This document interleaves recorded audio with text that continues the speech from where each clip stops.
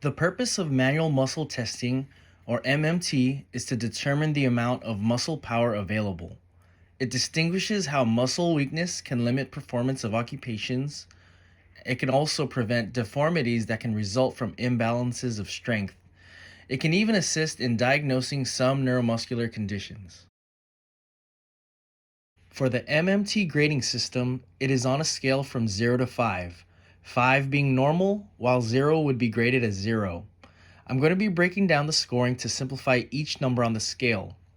For a grade 5 or normal, the muscles move through a full range of motion against gravity and takes maximal resistance.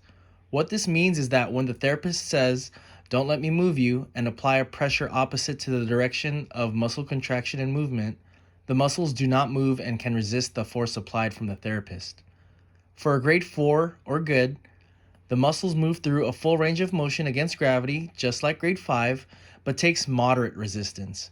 This means that the patient can resist the pressure applied from the therapist, but the muscles do break a little by showing a slight lowering movement. For a grade 3 plus or fair plus, the muscles move through a full range of motion against gravity and takes minimal resistance, which basically means that the patient can't hold that position and it breaks immediately.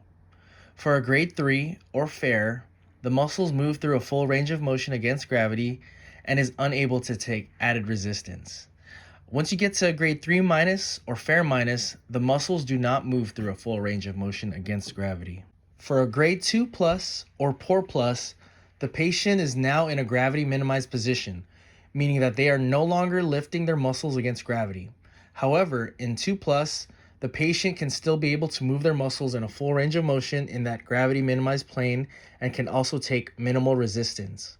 For a grade 2 or poor, the muscles can still move through a full range of motion in a gravity minimized position but cannot take on added resistance from the therapist. For a grade 2 minus or poor minus, the muscles do not move through a full range of motion against gravity, nor are they able to take added resistance.